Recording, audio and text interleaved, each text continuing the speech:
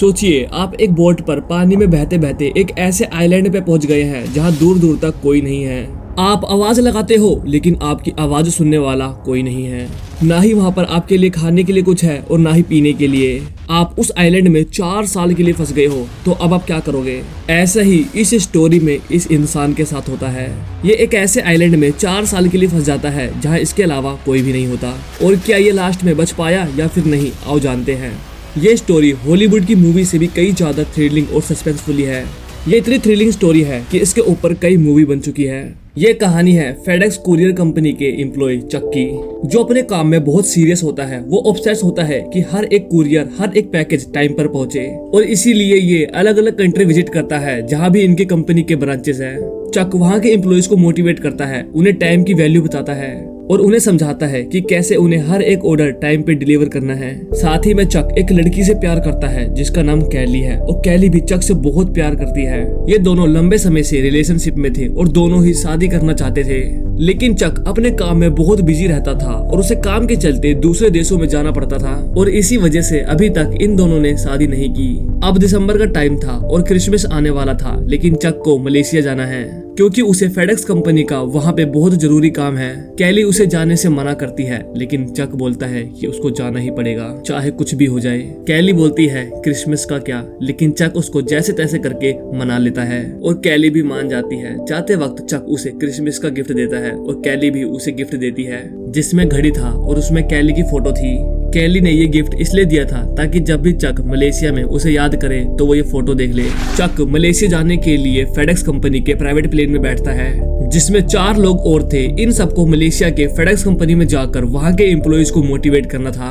जब इनका plane Pacific ocean के ऊपर उड़ रहा था, तभी वहाँ पर एक बहुत बड़ा तूफान आ जाता है, और इस तूफान की वजह से पायलट्स प्लेन को कंट्रोल नहीं कर पाता और प्लेन पानी में जाके क्रैश हो जाता है।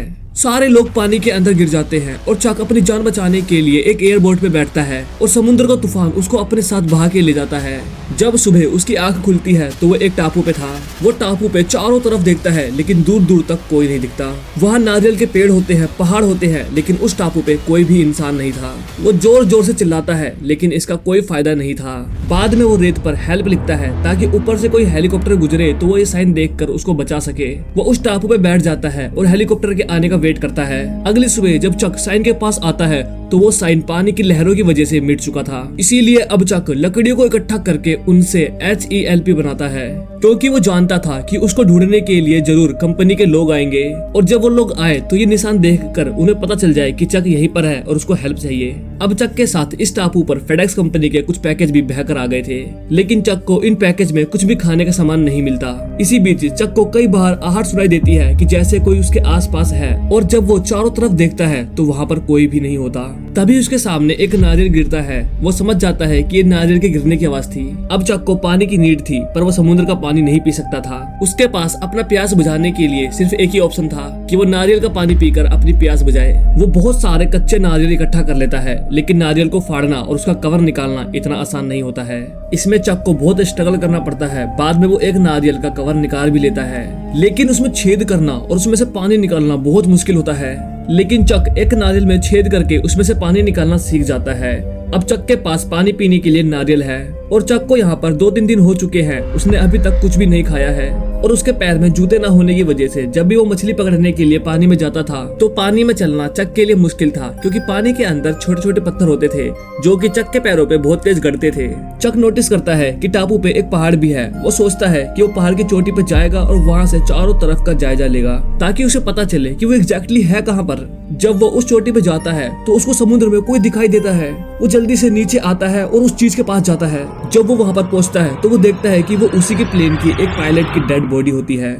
ये देख के चक को बहुत दुख होता है। चक उसकी बॉडी को दफना देता है, लेकिन दफनाने से पहले वो उसके जूते और उसके पास एक टॉर्च होती है उसको रख लेता है, क्योंकि यही 2 चीजें उसके पास थी जो चक के काम की थी। अब चक को इस टापू पे बहुत दिन हो चुके हैं। वो अकेला है। वो धीरे धीरे इस टापू पे रहना सीख रहा है। उसने सीख लिया है कि पत्तों पर जो रात का ओस का पानी गिरता है उसे नारियल के अंदर कैसे डालना है। इसी के साथ वो अपनी भूख मिटाने के लिए मछली पकड़ना भी सीख रहा होता है। वो एक लकड़ी को पैना करके उसे मछली पकड़ने की कोशिश करता है।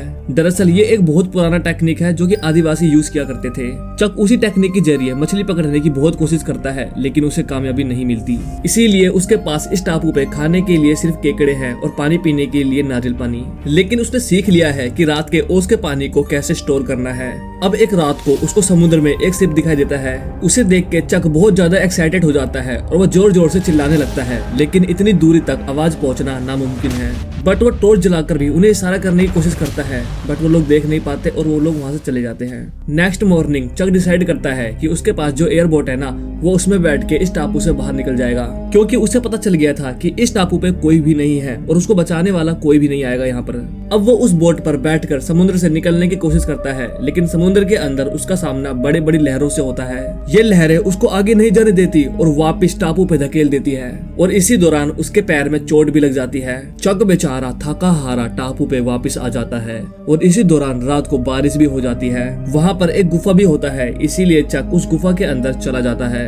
वो वहाँ पर अपना टॉर्च रखता है और रात को टॉर्च जलाकर ही सो जाता है। जब वो सुबह उठता है तो टॉर्च का सेल खत्म हो चुका था। अब चक के पास रोशनी के लिए कुछ भी नहीं है, और उसे ये भी नहीं पता कि आग कैसे जलाते हैं। अब वो उन बॉक्सेस के पास जाता है जो फेडेक्स के होते हैं, जो तैर के इस किनारे के पास आए थे। वो एक एक करके सारे बॉक्सेस खोलता है। उसमें उसे बहुत सारी चीजें मिलती हैं, लेकिन उसके काम की सिर्फ 2 ही चीजें होती हैं। एक उसे जूता मिलता है जो कि आइस स्केटिंग के होते हैं, और जूते के नीचे ब्लेड लगे होते हैं। वो इस जूते का इस्तेमाल एक चाकू के तौर पे करता है। अब उसके पास एक चाकू टाइप का चीज है जिससे कि वो नारियल को आराम से फाड़ सकता है और किसी भी चीज को शार्प कर सकता है। अब चक इससे एक लकड़ी को शार्प करता है, और इस बार दोबारा वो मछली पकड़ने की कोशिश करता है, लेकिन इस बार वो कामयाब हो जाता है। हालांकि केकड़े तो उसको पहले भी किनारे पे मिल जाते थे, लेकिन मछली पकड़ना उसके लिए नामुमकिन था। अब चक को एक और बहुत बड़ी समस्या आती है। वो मछली और केकड़े को कच्चा तो नहीं खा सकता था, इसीलिए अब उसे आग की जरूरत है। अब वो लकड़ी से आग जलाने की कोशिश करता है, लेकिन इससे उसके हाथ भी छिल जाते हैं। चक बहुत ज्यादा फ्रस्ट्रेट हो जाता है और जोर जोर से चिल्लाने लगता है। तभी उसको आइडिया आता है कि अगर 2 लकड़ी को आगे पीछे घिसा जाए तो शायद आग जल जाए, क्योंकि इससे पहले वो जिस तरीके से लकड़ी जलाने की कोशिश कर रहा था उससे उसका हाथ छिल गया। अब वो दोबारा ट्राई करता है और बहुत मुश्किल के बाद आग जल जाती है। आग जलने के बाद चक बहुत खुश हो जाता है, और इस टापू पर आने के बाद वो पहली बार उसको खुशी महसूस हुई थी। और इसी के साथ वहाँ पर जो पैकेज होते हैं ना, उसी पैकेज में एक फुटबॉल भी निकलता है, और उस फुटबॉल पे चक का ब्लड लगा होता है। वो उस पे आँख, नाक और मुंह का शेप बना देता है, और वो फुटबॉल से बातें करना शुरू कर देता है। फुटबॉल पे विल्सन लिखा होता है, इसीलिए वो उसको विल्सन बुलाता है। अब इस टापू पे चक का एक दोस्त भी है, और वो है फुटबॉल। चक को यहाँ पर एक और चीज बहुत तकलीफ देती है, और वो है उसके दांत का दर्द। उसके दांत में दर्द बहुत पहले से था, लेकिन वो हमेशा डॉक्टर के पास जाने से कतराता था। अब किसी भी हालत में उसको अपने दांत को तोड़ना ही होगा। वो एक पत्थर से अपने दांत को तोड़ता है, और दांत टूटने के बाद ही वो सीधा बेहोश हो जाता है। धीरे धीरे वक्त आगे बढ़ता है। वो इस टापू पर फंसा ही रहता है। उसके पास न कोई इंसान है, न टाइम पास करने के लिए कोई फोन, और न ही ऐसी कोई चीज जिससे कि वो पूरे दिन यहाँ पर बिजी रहे। वो जैसे तैसे करके इस आइलैंड पे सर्वाइव कर रहा है। आज चक को इस टापू पर फंसे पूरे 4 साल हो चुके हैं। इन 4 सालों में चक का पूरा हुलिया बदल चुका है। पहले वो बहुत मोटा हुआ करता था, आज वो बहुत पतला हो गया है। उसके दाढ़ी और बाल बहुत बड़े हो गए हैं। अब चक इस टापू पे पूरी तरह से जीना सीख चुका है। वो दूर से ही डंडी फेंकता है और उसमें मछली आकर अटक जाती है, यानी कि वो मछली को दूर से ही मार देता है, क्योंकि 4 सालों में वो इसकी कंटिन्यूसली प्रैक्टिस करते जा रहा था। वो इस लैंड के वातावरण और यहाँ की जिंदगी से पूरी तरह से घुल मिल चुका है। वही विल्सन और चक की दोस्ती भी बहुत गहरी हो चुकी है। विल्सन को चक अपनी सारी बातें बताता है, उससे पूरे दिन बात करता रहता है। एक सुबह चक मछली खा रहा होता है, तभी उसे किसी चीज की आवाज आती है। जब वो भागकर वहाँ पर जाता है तो वहाँ पर एक स्टील की सीट होती है, और स्टील सीट को देखकर उसको आइडिया आता है। वो सोचता है कि मैं इसकी हेल्प से इस समुद्र से बाहर निकल सकता हूँ। दरअसल टापू से आगे समुद्र में निकलने के लिए जो सबसे बड़ी अड़चन थी वो थी समुद्र की बड़ी बड़ी लहरें। जब भी चक समुद्र में जाने की कोशिश करता था तो वो लहरें उसे वापस टापू पे धकेल देती थी, और इसी वजह से चक पिछले 4 सालों से इस टापू से बाहर नहीं निकल पाया। लेकिन अब उसके पास एक बहुत बड़ा मौका था इस टापू से निकलने के लिए, और चक इस मौके को छोड़ना नहीं चाहता था। वो बड़े बड़े नारियल के पेड़ काट कर किनारे पे लाता है और उनसे लकड़ी का बोट बनाता है। हालांकि ये बोट बनाना इतना आसान नहीं था, उसे बहुत मुश्किलों का सामना करना पड़ता है। चक डिसाइड करता है कि जब हवा का रुख बदलेगा तो वो यहाँ से निकल जाएगा, और जो सीट उसको मिला था उसका इस्तेमाल वो हवा के विरुद्ध करेगा ताकि उसके बोट को धक्का मिल सके।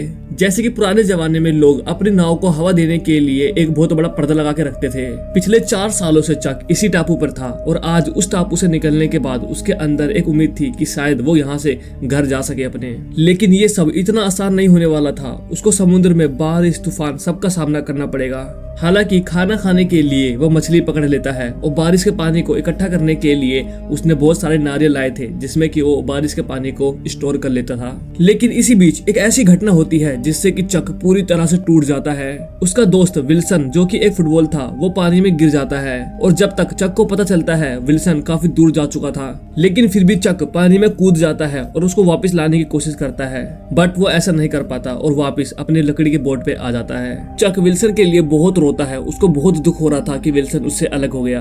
अब आपको अजीब सा लग रहा होगा कि एक फुटबॉल के जाने से ये इतना क्यों रो रहा है, लेकिन पिछले 4 सालों से चक के पास बात करने के लिए वो फुटबॉल ही था।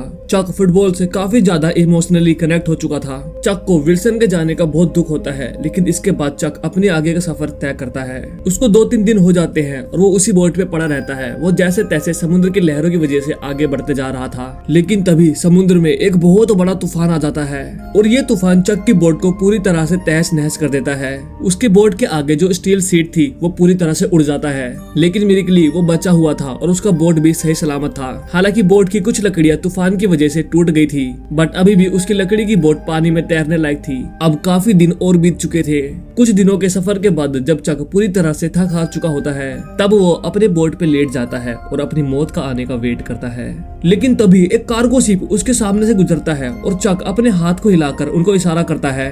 वो लोग भी चक को देख लेते हैं और उसको बचा लेते हैं। अब चक अपना घर अपनी जगह वापस लौटता है, लेकिन घर वापस लौटने के बाद वो देखता है कि सब कुछ बदल चुका है, क्योंकि उन लोगों ने जो उसके फैमिली मेंबर थे, उसके दोस्त थे, उन्होंने समझा था कि चक मर चुका है और वो लोग उसका फ्यूनरल भी कर चुके थे। और उसकी गर्लफ्रेंड कैली जो कि उससे बहुत प्यार करती थी, उसकी शादी हो चुकी थी और अब उसकी एक बेटी भी है। चक कैली से मिलने कैली के घर जाता है। कैली चक को देखकर बहुत खुश हो जाती है और उसको गले लगा लेती है, लेकिन अब कैली का अपना एक परिवार था, इसीलिए वो चक के साथ नहीं जा सकती थी। वो तय करते हैं कि अब उन दोनों के रास्ते अलग अलग हैं। चक कैली को घड़ी देता है जो कि कैली ने क्रिसमस के दिन उसको दिया था। चक कैली से बहुत प्यार करता था और उसने आइलैंड में इस घड़ी को अपने साथ बचा के रखा था। जब चक कैली को घड़ी वापस करता है तो वो उस घड़ी में से कैली की फोटो निकालकर अपने पास रख लेता है। कैली बोलती है कि तुमने वादा किया था कि तुम वापस आओगे। चक बोलता है कि मैं वापस आ गया, लेकिन कैली कहती है कि मेरी शादी हो चुकी है और मैं अपने परिवार के साथ खुश हूँ, और जाने से पहले चक को किस करती है, क्योंकि कैली आज भी चक से बहुत प्यार करती है। लेकिन वो अपना परिवार नहीं छोड़ सकती थी और चक भी चाहता था कि कैली अपना परिवार छोड़ के उसके साथ ना आए। कैली के पास चक की एक कार है जिससे कि चक की बहुत सारी यादें जुड़ी होती है। कैली चक को उसकी कार दे देती है और चक कार में बैठकर वहाँ से निकल जाता है। कैली चक को जाते हुए देखती है और रोने लग जाती है। उसे ऐसा लगता है कि उसकी लाइफ में कुछ तो छूट रहा है, इसीलिए वो भागकर चक का नाम चिल्लाते चिल्लाते चक के पास जाती है। चक भी अपनी गाड़ी वापस रिवर्स ले लेता है और दोनों गले मिलते हैं। कैली कहती है कि मुझे पता था कि तुम जिंदा हो, लेकिन लोग कहते थे कि तुम मर गए हो और मुझे तुम्हें भुलाना ही होगा। अब दोनों कार में बैठ जाते हैं और यहाँ पे लगता है कि ये दोनों साथ में चले जाएंगे, लेकिन चक बोलता है कि कैली तुम्हारे पास तुम्हारा परिवार है, इसलिए तुम्हारे परिवार को तुम्हारी जरूरत है, तुम्हें अपने परिवार के पास जाना चाहिए। कैली बोलती है कि हाँ मुझे भी ऐसा लगता है, और यहाँ पर दोनों अलग हो जाते हैं। चक अपनी नई जिंदगी की दोबारा शुरुआत करता है। वो इस दुनिया से 4 साल पीछे है और पिछले 4 सालों में उसके साथ क्या क्या हुआ था वो सिर्फ उसी को पता है। आई होप आपको ये वीडियो अच्छी लगी होगी। मिलते हैं अगली वीडियो में।